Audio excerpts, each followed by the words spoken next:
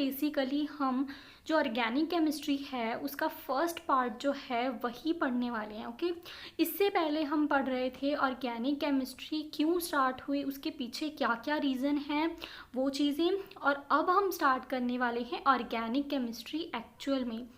सो organic chemistry का जो बहुत बेसिक पार्ट है वो है हाइड्रोकार्बन्स।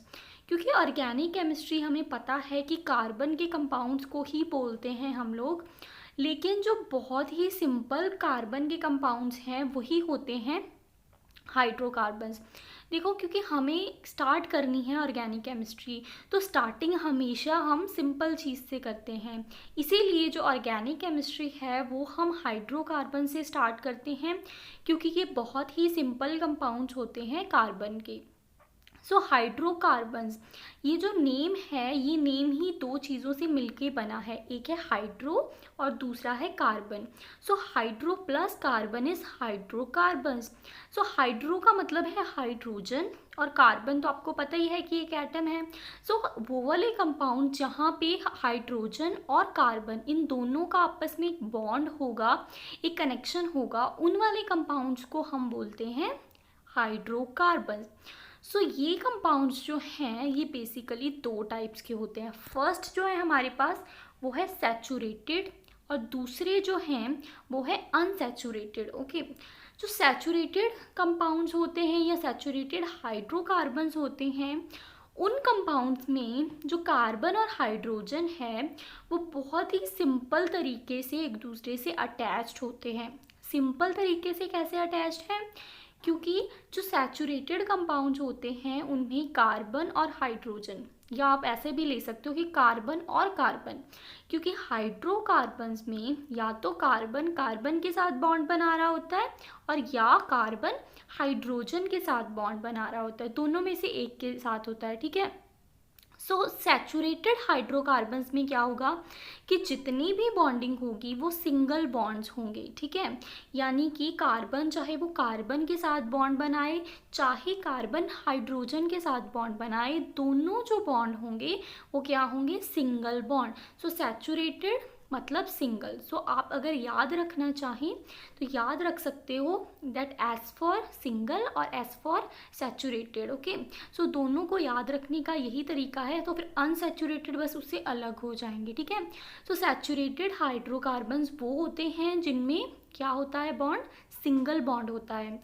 जो सिंगल बॉन्ड होता है तो उस वाले कंपाउंड्स को हमने एक तरीके से कैटेगराइज्ड कर लिया है अब, और वो वाले कंपाउंड जिसमें कार्बन और हाइड्रोजन का या कार्बन कार्बन का जो है वो सिंगल बॉन्ड होता है उनको हम बोलते हैं हाइड्रोकार्बन्स। ओके, या हम बोलते हैं एल्केन्स। सो एल्केन इनका बेसिकली नाम है। हम सैचुरेटेड कंपाउंड्स को इतना बड़ा बोलने की बजाय कि सैचुरेटेड हैं तो उनको हम क्या बोलते हैं? एल्केन्स बोलते हैं। सेकेंड टाइप जो है वो है हमारे पास अनसैचुरेटेड हाइड्रोकार्बन्स। सो अनसैचुरेटेड हाइड्रोकार्बन्स में क्या होगा कि जो कार्बन और कार्बन है या कार्बन हाइड्रोजन है इन दोनों के बीच में कौन सा बॉन्ड होगा? सिंगल बॉन्ड नहीं होगा। सिंगल बॉन्ड के अलावा या तो डबल बॉन्ड भी हो सकता है और ट्रिपल बॉन्ड भी हो सकता है। ठीक है, सो ये दो तरह के बॉन्ड हो सकते हैं अनसैचुरेटेड जो कंपाउंड्स होते हैं उनमें। सो अनसैचुरेटेड कंपाउंड्स के अंदर दो तरह के कंपाउंड्स आ गए, यानी कि इन दोनों की भी आगे दो टाइप्स आ गई हमारे पास। फर्स्ट, अगर डबल बॉन्ड है, सिंगल तो हो ही नहीं सकता, अगर डबल बॉन्ड है ये आ गई डबल बॉन्ड की टाइप। और थर्ड जो टाइप है वो आ गई हमारे पास ट्रिपल बॉन्ड की, यानी कि अगर ट्रिपल बॉन्ड है तो अगर तो सिंगल बॉन्ड था सैचुरेटेड वाले केस में तो वो वाले कंपाउंड्स कौन से थे? That were alkanes. और अब इस केस में जब डबल बॉन्ड होगा तो डबल बॉन्ड वाले कंपाउंड्स को हम क्या बोलेंगे? एल्कीन्स। ओके, ये रही एल्कीन्स। ठीक है, सो एल्कीन्स बोलेंगे जब हमारे पास कौन सा बॉन्ड होगा? डबल बॉन्ड होगा। और जब हमारे पास ट्रिपल बॉन्ड होगा उसको हम क्या बोलेंगे? एल्काइंस। ओके, सो आप दोबारा से रिपीट कर लो, single bond alkene, double bond alkene, and third जो है वो ट्रिपल बॉन्ड है उसको हम बोलेंगे एल्काइन। ठीक है, सो इसको याद रखने का तरीका ये है कि देखो सिंगल बॉन्ड सबसे पहले आता है ना, सिंगल बॉन्ड मतलब वन। ठीक है। 1 सबसे पहले आता है और एल्क तो सब में सेम है, एल्क एन, एल्क इन, एल्क आइन। ओके, सो एन के केस में, जो एन है उसके केस में ये जो ए है, ए अल्फ़ाबेट में सबसे पहले आता है, तो सिंगल के केस में हम ए वाला यूज़ करेंगे क्योंकि ए वाला अपने केस में क्या आता है, सबसे पहले। ओके, एल्केन्स में फर्स्ट सिंगल बॉन्ड होता है तो सिंगल मतलब फर्स्ट भी सबसे पहले आता है, तो सबसे पहले वाले केस में हम कौन सा यूज़ करेंगे, एल्केन। और देखो सेकंड हो गया double bond, double bond second number में आता है, और जो ई है एल्कीन का, ये जो ई है ये भी अल्फ़ाबेट में क्या आता है, ए के बाद आता है ना ई, है ना, तो ये भी सेकंड नंबर में आया। तो इसका मतलब जो एल्कीन्स है उसके लिए हम डबल बॉन्ड के लिए जो है वो एल्कीन्स यूज़ करेंगे। ठीक है, सो लास्ट वन कौन सा है हमारा, एल्काइंस। सो एल्काइन लास्ट में आता है और वो ट्रिपल बॉन्ड के लिए होगा। ठीक है, सो इससे आप याद रख सकते हो कि कैसे आप एल्कीन्स और एल्काइंस जो हैं उनको याद रख सकते हो। सो ये बेसिक हमारा ट्रिक कह लो या आइडिया कह लो, कुछ भी कह लो। अगर आपको ऐसे ही याद हो रहे हैं तो ठीक है, अगर नहीं याद हो रहे तो आप ऐसे याद रख सकते हो। वैसे भी अगर मतलब आप कुछ थोड़ी देर प्रैक्टिस करोगे इसकी तो आपको ऑटोमेटिकली याद हो जाएंगे, आपको इतना ऐसे अल्फ़ाबेटिकली उसको याद रखने की ज़रूरत नहीं होगी। सो अब आते हैं, सो ये थे टाइप्स हाइड्रोकार्बन्स की, किसके बेस पे, बॉन्डिंग के बेस पे। यानी कि किस टाइप की बॉन्डिंग है वो तो हमें पता है कि कोवलेंट बॉन्डिंग होगी, लेकिन बॉन्डिंग कौन सी है, कितने बॉन्ड बन रहे हैं उनके बीच, तो उसके हिसाब से हमने उसको कैटेगराइज्ड कर लिया है, किसमें, saturated hydrocarbons and unsaturated hydrocarbons में। ठीक है, सो अब देखेंगे कि नॉमेनक्लेचर क्या होता है। तो देखो अगर एल्केन्स हैं तो एल्केन्स में कार्बन कार्बन का एक बॉन्ड भी हो सकता है, या कार्बन्स, 2 कार्बन्स भी प्रेजेंट हो सकती हैं, 3 4 बहुत सारी कार्बन्स भी प्रेजेंट हो सकती हैं। तो हमें कैसे पता चलेगा कि उनका क्या पर्टिकुलर नाम है। ठीक है, फॉर एग्ज़ाम्पल एक फैमिली है, जॉइंट फैमिली, और उनमें 10 बच्चे हैं। ठीक है, तो हम ये तो नहीं बोल सकते कि ये सबसे बड़ा है, ये फिर उस सबसे बड़े से छोटा है, ये सबसे बड़े से उससे छोटा है।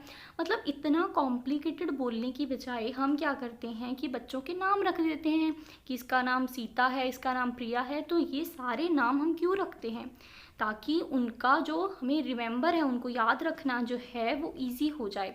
तो उसी तरीके से हम जो है एल्केन्स को, एल्काइंस को, जितने भी उनके कार्बन एटम्स होते हैं उस हिसाब से उनके हम नाम रख देते हैं। ठीक है, सो नाम रखने के तरीके को ही हम बोलते हैं नॉमेनक्लेचर। जैसे हमारी फैमिलीज़ में जब नाम रखते हैं तो उसको हम क्या बोलते हैं कि नामकरण हो रहा है, तो वैसे ही ये ऑर्गेनिक कंपाउंड्स का जो नामकरण होता है तो उसको हम बोलते हैं कि ये क्या है, नॉमेनक्लेचर है।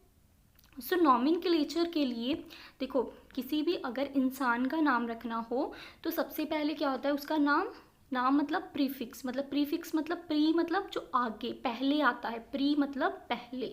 सो प्रीफिक्स होता है यानी कि उसका अपना नाम, देन उसकी कास्ट होती है।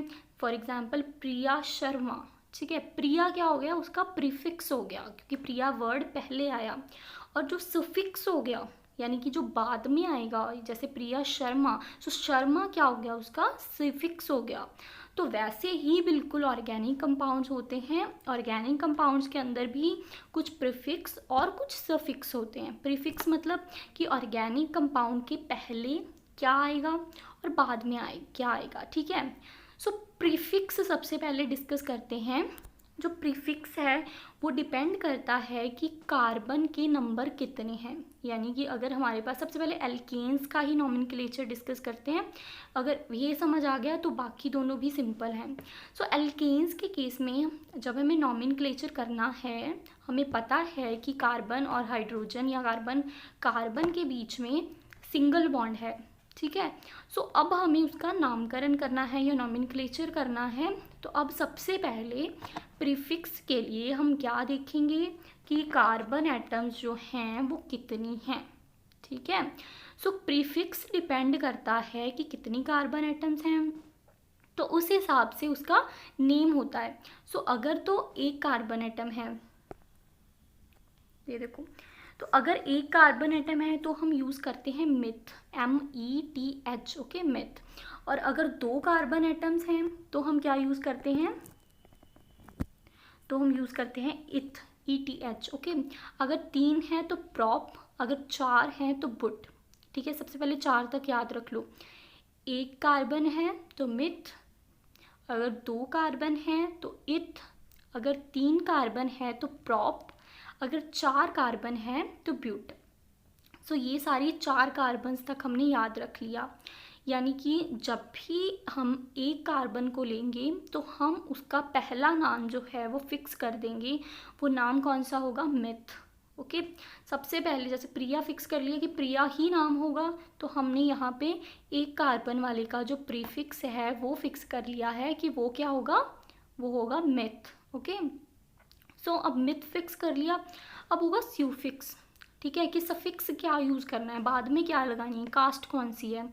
सो कास्ट डिपेंड कर रही होती है कि आप कौन सी फैमिली से बिलोंग करते हैं, सेम कास्ट होती है। तो उसी तरीके से जो ऑर्गेनिक कंपाउंड्स होते हैं उनकी जो सफिक्स है या उनकी जो कास्ट है वो डिपेंड करती है कि वो कौन सी क्लास में है या कौन सी कास्ट से बिलोंग करते हैं। तो जो ऑर्गेनिक कंपाउंड की कास्ट है वो हमें पता ही है, ऊपर या तो सैचुरेटेड होंगे, सैचुरेटेड में सिंगल है, या तो अनसैचुरेटेड होंगे, अनसैचुरेटेड में या तो डबल है या तो ट्रिपल है।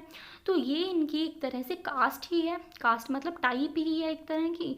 सो सफिक्स अगर तो देखो, अगर हमारे पास एल्केन है तो एल्केन के केस में यानी कि सिंगल बॉन्ड्स हैं तो इसमें सफिक्स यूज़ होगा एन, ओके, जैसा एल्केन के नेम में है एल्केन, ठीक है। अब देखो फॉर एग्जांपल आपके पास कार्बन कार्बन का या कार्बन हाइड्रोजन का सिंगल बॉन्ड है और आपके पास 2 कार्बन हैं, ठीक है। देखो एक कार्बन के केस में तो हम ऐसे कर नहीं ना सकते। सो चलो एक कार्बन है, ठीक है, फॉर एग्जांपल ये एक कार्बन है और एक कार्बन, देखो कार्बन तो एक ही है, तो अब कार्बन के पास कौन सा ऑप्शन बचा कि वो हाइड्रोजन के साथ ही बॉन्ड बना सकती है, ठीक है। सो अब कार्बन ने ये 4 बॉन्ड बना ले हाइड्रोजन के साथ। तो अब कार्बन ने 4 बॉन्ड बना लिए हाइड्रोजन के साथ और कितने कार्बन्स हैं, एक कार्बन है। बॉन्ड्स कौन से हैं, सिंगल बॉन्ड्स हैं।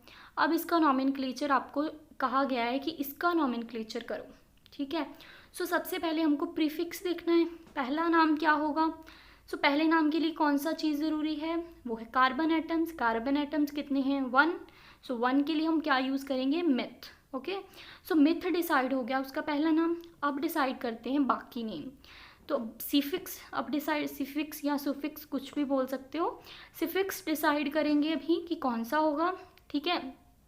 सो अब कौन सा बॉन्ड है यहाँ पे, सिंगल बॉन्ड है, तो सिंगल बॉन्ड के लिए कौन सा यूज़ करते हैं हम, एन।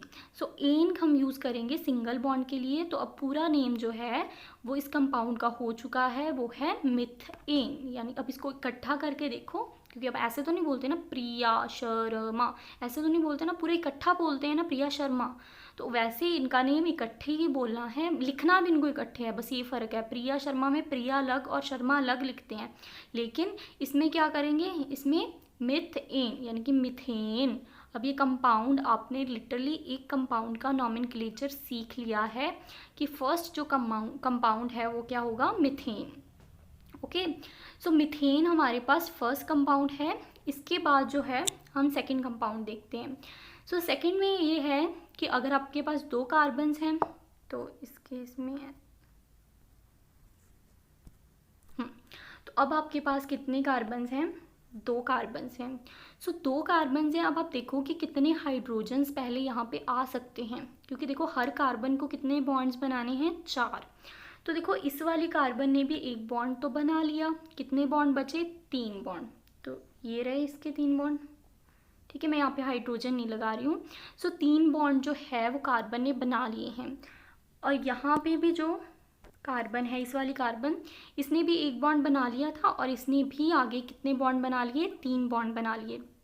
सो 3 बॉन्ड जो है इसने भी बना लिए। अब इसका फॉर्मूला क्या हो गया, C2, 2 कार्बन है और H क्या है हमारे पास, 1 2 3 1 2 3, यानी कि 6 जो हैं वो है हाइड्रोजन एटम्स।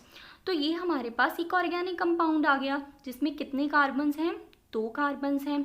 सो 2 कार्बन्स वाले के साथ हम प्रीफिक्स कौन सा यूज़ करते हैं, दैट इज़ इथ। तो इथ इसका प्रीफिक्स हो गया, और सिंगल बॉन्ड है तो एन लगेगा, तो इसका मतलब कि इसका नेम क्या हो गया, इथेन। तो ये है इथेन ऑर्गेनिक कंपाउंड, ये इसका फॉर्मूला है। सो ये थे उसका नॉमेनक्लेचर। किसका नॉमेनक्लेचर, एल्केन्स का। सारे एल्केन्स को आप ऐसे ही नेम दे सकते हो जैसे इसको दिया है। देखो मैंने आपको सिर्फ कितने बताए हैं, जो चार जो हैं उनके नाम ही बताए हैं, बाकी का कर लेते हैं, ठीक है। सो अगर आपके पास 5 कार्बन एटम है तो पेंट बोलेंगे, और अगर 6 है तो हेक्स बोलेंगे, अगर 7 है तो सेप्ट बोलेंगे।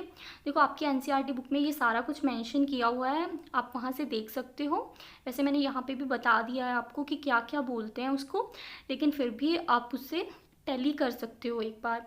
देखो 5 के लिए पेंट जो है ये बहुत सिंपल है, क्योंकि मैथ्स में भी हम करते हैं पेंटेन जिसकी 5 साइड्स होती हैं। सो हेक्सेन भी सिंपल है, क्योंकि जिसमें 6 साइड होती हैं उसको हेक्सेन बोलते हैं। तो याद आपको क्या रखने हैं, फर्स्ट 4 रखने हैं, मिथ इथ प्रॉप पुट। तो आप इसको बार बार अपने माइंड में रिकॉल करके इसको याद रख सकते हो कि इसके कितने नाम, मतलब कैसे नाम इसके रख सकते हैं। तो एक बार आपको ये याद हो गया तो आपको जो सफिक्स है वो तो उसी बेस पे लगाना है, जैसे हम जो भी बॉन्ड होगा उस बेस पे ही आपको जो डबल बॉन्ड है या ट्रिपल बॉन्ड है ये सारा लगाना है, ठीक है। सो अब करते हैं कि इनकी जो जनरल फॉर्मूला है, ठीक है। तो देखो अगर मैंने आपको बता दिया फॉर एग्जांपल कि कार्बन के बीच कि कार्बन जो हैं वो 3 कार्बन है हमारे पास, ठीक है। तो हर बार आप ऐसे कार्बन इसको ड्रॉ करोगे, पहले कि 3 कार्बन हैं, फिर कितने बॉन्ड बन चुके हैं, फिर आगे ड्रॉ करोगे कि कितने बॉन्ड मतलब चाहिए और बॉन्ड, ठीक है। तो उस हिसाब से आप हाइड्रोजन्स लगाओगे। लेकिन आपको इतना डिफ़िकल्ट काम करने की बजाय अगर आपको कोई जनरल फॉर्मूला जो है वो पता चल जाए तो आपके लिए बहुत ईजी होगा उस भी पर्टिकुलर कंपाउंड का जो फॉर्मूला निकालना। जो एल्केन का एक पर्टिकुलर जनरल फॉर्मूला है जिससे आप निकाल सकते हो, अगर आपको नंबर ऑफ़ कार्बन एटम्स पता हो, क्योंकि इसके लिए कुछ तो पता होना ज़रूरी है ना। तो फॉर एग्जांपल अगर मैंने आपको बता दिया कि लाइक 3 कार्बन एटम्स हैं, सो आपके पास ये फॉर्मूला है CnH2n+2, ये जनरल फॉर्मूला है, जहाँ पे जो n है वो है नंबर ऑफ़ कार्बन एटम्स, मतलब Cn है मतलब C3। H जो है वो कितना है, डेट इज़ 2n+2, ठीक है। अब 2 को यहाँ पे n की वैल्यू हमने 3 पुट कर दी, +2, 3 × 2 6, और +2 6 + 2 कितना हो गया 8। सो इसका मतलब हाइड्रोजन्स जो हैं वो कितने होंगे 8। तो अब हमारे पास ये फॉर्मूला बन गया।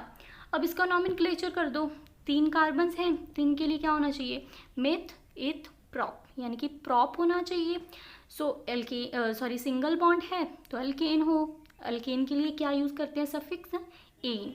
सो इस वजह से हमारा जो फॉर्मूला है वो ये हो गया इसका प्रोपेन। सो ये प्रोपेन का फॉर्मूला है। हमने 3 ऑर्गेनिक कंपाउंड्स का जो नॉमेनक्लेचर है वो कर दिया है। अब इसको रब करते हैं। बिल्कुल सिमिलर वे में आप कर सकते हो एल्कीन का, और सिमिलर वे में ही आप कर सकते हो अल्काइन का नॉमेनक्लेचर, ठीक है। दोनों बहुत ही सिंपल हैं। तो अब आता है जो हाइड्रोकार्बन्स हैं उनकी टाइप्स। अब ये टाइप्स हैं on the basis of structure, यानी कि जो कार्बन एटम्स का जो स्ट्रक्चर ड्रॉ कर रहे हो उसके हिसाब से कितनी टाइप्स होंगी हाइड्रोकार्बन्स की। देखो हमने डिस्कस कर ली है टाइप्स हाइड्रोकार्बन की, किसके बेस पे, on the basis of number of bonds, यानी कि कितने बॉन्ड हैं उस बेसिस पे। सो इसका आप नॉमेनक्लेचर हर एक हाइड्रोकार्बन का, एल्केन का, हर एक एल्केन का मतलब कितने कार्बन एटम्स हैं प्लस एल्केन्स हों, ठीक है, उसका सारा नॉमेनक्लेचर प्लस एल्कीन्स का फिर एल्काइंस का, ये तीनों नॉमेनक्लेचर आप अपने जो नोटबुक है उसमें रिवाइज़ करेंगे। एक बार रिवाइज़ करने की ज़रूरत है, उसके बाद नहीं आपको ज़रूरत, आप ऑटोमेटिकली नॉमेनक्लेचर कर सकते हो। ये आपको जनरल फार्मूला दिया हुआ है एल्कीन्स का, और आपको जनरल फार्मूला दिया हुआ है एल्काइंस का। सो से दिया हुआ है एल्कीन्स का, और आपको जनरल फार्मूला दिया हुआ है एल्काइंस का। सो सेम फार्मूला है, एल्कीन्स का फार्मूला है CHN2N+1, sorry CN H2N+2। Alkene का है CnH2n, ठीक है, 2 कट देना है, ठीक है, और फिर और 2 माइनस कर देना है, ठीक है। सो करना क्या है कि हर स्टेप में एक एक 2 जो है उसको माइनस करना है। देखो एल्केन का था CnH2n+2, ठीक है, n सेम ही, Cn ये सेम रहेगा। अब H2n+2 से हमें क्या निकालना है, 2 माइनस करना है। सो 2n+2 से हमने माइनस क्या किया, 2 कर दिया, कितना बचा, 2n बच गया ना हमारे पास। सो अगले फॉर्मूले में 2n आएगा। अब अगला फॉर्मूला है CnH2n, अब नेक्स्ट में भी 2 माइनस करना है। अब 2n-2 आ गया ना, सो एल्काइंस का फॉर्मूला हो गया CnH2n-2। सो ये हो गया एल्काइंस का फॉर्मूला। सो नेक्स्ट वीडियो में हम डिस्कस करेंगे कि इसकी टाइप्स, इसके स्ट्रक्चर के बेस में, और इसका नॉमेनक्लेचर डिस्कस करेंगे कि क्या स्ट्रक्चर के बेस पे इसका डिफरेंस है।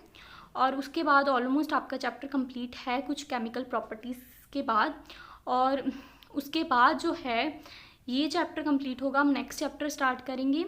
अगर आपको ये समझ आया है तो प्लीज़ वीडियो को लाइक कीजिए, अगर कोई भी प्रॉब्लम लगी तो कमेंट कीजिए, और चैनल को सब्सक्राइब कीजिए।